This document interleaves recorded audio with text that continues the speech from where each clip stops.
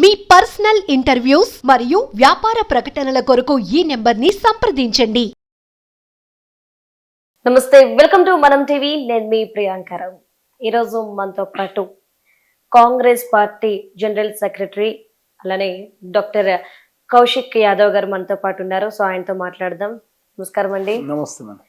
So చాలా రోజుల నుండి వింటూ ఉంది ఏంటంటే బీఆర్ఎస్ బీజేపీ ఒకటి అని, కాంగ్రెస్ అంటే లేదు కాంగ్రెస్ బీఆర్ఎస్ ఒకటి అని బీజేపీ ఉంటుంది. కానీ ఇప్పుడు చూస్తే గనక కేటీఆర్ గారు అంటే BRS party working president KTR గారు అమిత్ షా గారిని కలవబోతున్నారు. సో ఏంటి దీని వెనుక కారణం ఏంటి? ఏ విషయం మీద ఈరోజు అమిత్ షా గారిని కలవబోతున్నారు? ఇప్పుడు కేటీఆర్ గారు మొన్న కూడా అమృత్ టెండర్లో కాంగ్రెస్ ప్రభుత్వం అవినీతి పాల్పడదని చెప్పేసి మనోహర్ లాల్ ఖట్టర్ను కలిసినని చెప్పి బయటకు వచ్చి ప్రెస్ మీట్ సమావేశం ఏర్పాటు చేసి వారు మాట్లాడారు. తర్వాత చేవేళ్ల ఎంపీ విశ్వేశ్వరరెడ్డి గారు చాలా స్పష్టంగా చెప్పిండు, అమిత్ షా అది మనోహర్ లాల్ ఖట్టర్ని కేటీఆర్ గారు కలవలేదు. మరి కలిసిన ఎందుకు అబద్ధం చెప్పే పరిస్థితి అంటే, వాళ్ళు మహారాష్ట్ర ఎలక్షన్ లో భారతీయ జనతా పార్టీ మేలు జరగాలి, బీఆర్ఎస్ పార్టీ సంబంధించిన సింపథైజర్స్ ఎవరైతే ఉంటారో మహారాష్ట్రలో కాంగ్రెస్ పార్టీ కాకుండా భారతీయ జనతా పార్టీ ఓటేయాలి.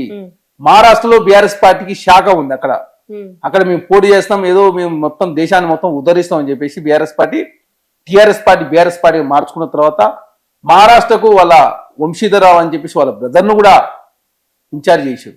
మరి ఏమైందో మళ్ళీ బీఆర్ఎస్ పార్టీ అక్కడ పోటీ చేయడం లేదు. మహారాష్ట్రలో భారతీయ జనతా పార్టీ కూటమి గెలవాలని చెప్పేసి బీఆర్ఎస్ పార్టీ కోరుకుంటుంది.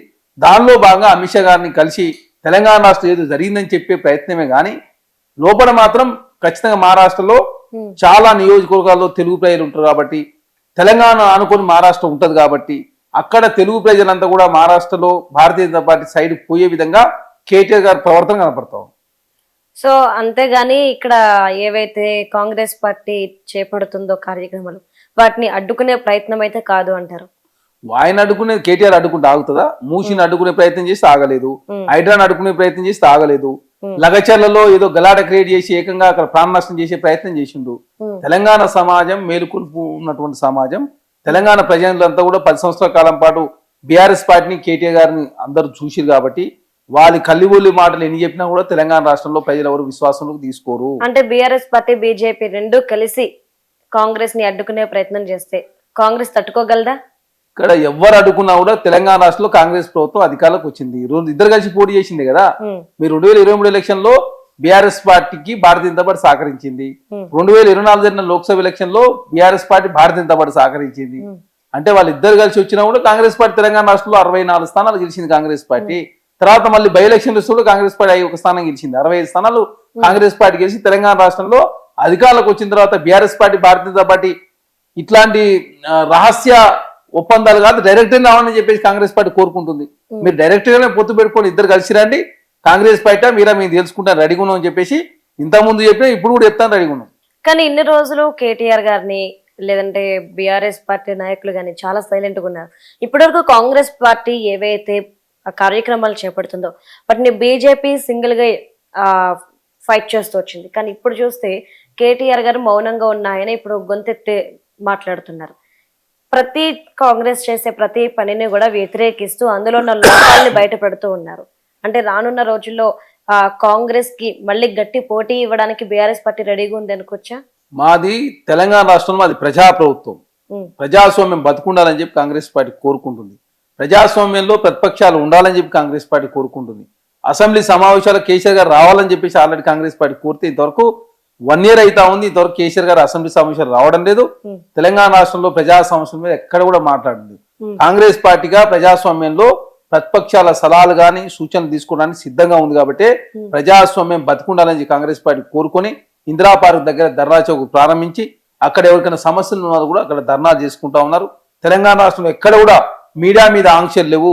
యూట్యూబ్ ఛానళ్ళ మీద కానీ మీడియా ఛానళ్ళ మీద కానీ పత్రికల మీద కానీ తెలంగాణ రాష్ట్రంలో ధర్నాలు చేసుకునే అవకాశం కూడా కాంగ్రెస్ ప్రభుత్వం కల్పించిందంటే ప్రజాస్వామ్యంలో ఎవరైనా తమ తోచిన సలహాలు ఇవ్వచ్చు. కాకపోతే శృతమించే విధంగా తెలంగాణ రాష్ట్రంలో ఎవరు సలహా సూచనలు ఇచ్చిన కాంగ్రెస్ ప్రభుత్వం తీసుకోవడానికి సిద్ధంగా ఉంది. కానీ ప్రతిదాన్ని రాద్ధాంతం చేసే ప్రయత్నం BRS party Bharatiya Janata party చేస్తున్నాయి తప్ప వాళ్ళు ఒక కాంక్రీట్ మెథడ్లో తెలంగాణ రాష్ట్రంలో మంచిని మంచి అనే కార్యక్రమం కానీ లేదు చెడుని చెడు అనే ప్రయత్నం, ప్రతిదీ చెడని చెప్పే ప్రయత్నంలో బీఆర్ఎస్ పార్టీ నిమగ్నమై ఉంది. ఆనాడు 10 సంవత్సరాల కాలం పాటు ఎవరికి అపాయింట్మెంట్ ఇవ్వలే, 10 సంవత్సరాల కాలం పాటు అసెంబ్లీ సమావేశం నిర్వహించలేదు. తెలంగాణ రాష్ట్రంలో మీడియా మీద ఆంక్షలున్నాయి. ఇందిరా పార్క్ దగ్గర ధర్నా చౌక్ ఆనాడు బ్యాన్ చేసిరు. అదేగా నిరుద్యోగులు నోటిఫికేషన్లు వేస్తానని చెప్పి 13 పేపర్లు లీక్ అయినా కూడా ఆనాడు మాట్లాడని వాళ్ళు ఈనాడు వచ్చి బయటకు వచ్చి మాట్లాడుతున్నట్టునే తెలంగాణ రాష్ట్రంలో ప్రజలందరూ కూడా అర్థమవుతా ఉంది. కాంగ్రెస్ ప్రభుత్వం ఇప్పటివరకు 50,000 ఉద్యోగాలు నింపింది, ఎక్కడ కూడా పేపర్ లీకులు లేవు. 18,000 కోట్ల రుణమాఫీ చేసినాం. వాళ్ళు రుణమాఫీ చేయకుండా వడ్డీ మాత్రమే మాఫీ చేసి రైతులకు సంబంధించినటువంటి అప్పులు 8,000 కోట్ల రూపాయలు ఎగ్గొట్టిరు. ఎగ్గొట్టిన వాళ్ళు తెలంగాణ రాష్ట్రంలో కాంగ్రెస్ ప్రభుత్వమే మాట్లాడితే తెలంగాణ రాష్ట్రంలో దయ్యాలు వేదాలు వల్లించినట్టుగా తెలంగాణ సమాజం విశ్వాసంలో తీసుకోలేదని చాలా స్పష్టం. కాబట్టే కేటీఆర్ దాన్ని రాజ్యాంతం చేసే ప్రయత్నం వారు చేస్తా ఉన్నారు. ఓకే, సో అంటే మీరు ఇంతకుముందు ప్రజాస్వామ్యం, హైడ్రా ఇవన్నారు కాబట్టి నేను అడుగుతున్నాను. హైడ్రా వచ్చిన తర్వాత హైడ్రా వల్ల కాంగ్రెస్ పార్టీకి చాలా నెగిటివిటీ పెరిగిపోయింది అనే వార్తలు వస్తున్నాయి. ఎందుకంటే మీరు ఏవైతే నివాస ప్రాంతాలు ఉన్నాయో వాటికి నోటీసులు ఇచ్చి వదిలేశారు, కానీ ఏవైతే బిజినెస్ పరంగా ఉన్నాయో వాటిని మాత్రం కొలగొట్టేసి ఇప్పటి వరకు కూడా మిగిలిన వాటి జోలికి పోలేదు హైడ్రా. కానీ మిగిలిన చోట్ల కూల్చివేతలకు వెళ్తుంది. కన్స్ట్రక్షన్ ఫీల్డ్ లో ఉన్నవి కూడా కూల్చారు, కానీ ఎందుకు నివాస ప్రాంతాలకు నోటీసులు ఇచ్చి వదిలేశారు?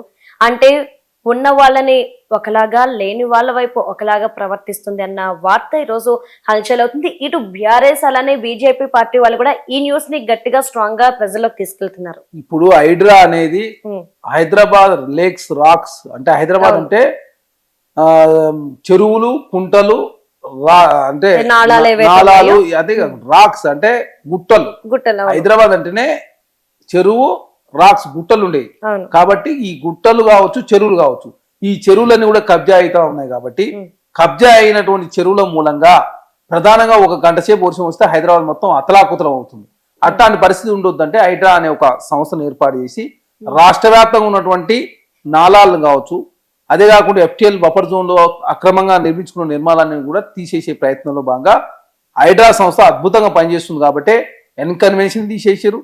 అదే కాకుండా కాంగ్రెస్ పార్టీకి సంబంధించి కేంద్ర మంత్రి పల్లన్ రాజు గారు తమ్ముడు ఆనంద్ రాజు తీసేసారు, MIM పార్టీ నాయకులు తీసేసారు, TRS వాళ్ళు తీసేసారు, భారతీయ జనతా పార్టీ నాయకులు తీసేసారు. ఇక్కడ చిన్నోళ్ళు పెద్దోళ్ళు అనే భేదమే లేకుండా ఎక్కడ కూడా అదేవిధంగా చెరువులను రక్షించే దానిలో భాగంగా హైడ్రా ముందుకు పోతా ఉంది. ఇప్పటి వరకు 140 ఎకరాలు కూడా ఆల్రెడీ రక్షించి చెరువులను పునరుద్ధరించే ప్రయత్నం జరుగుతూ ఉంది.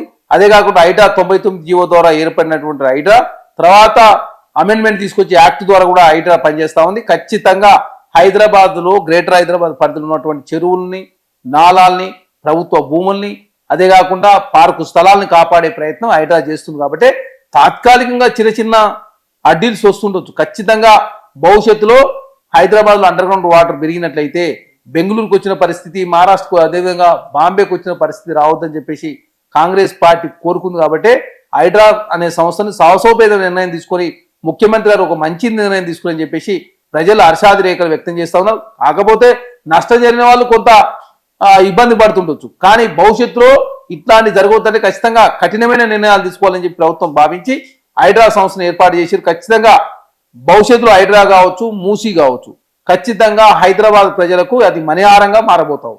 Okay, right. Thank you so much.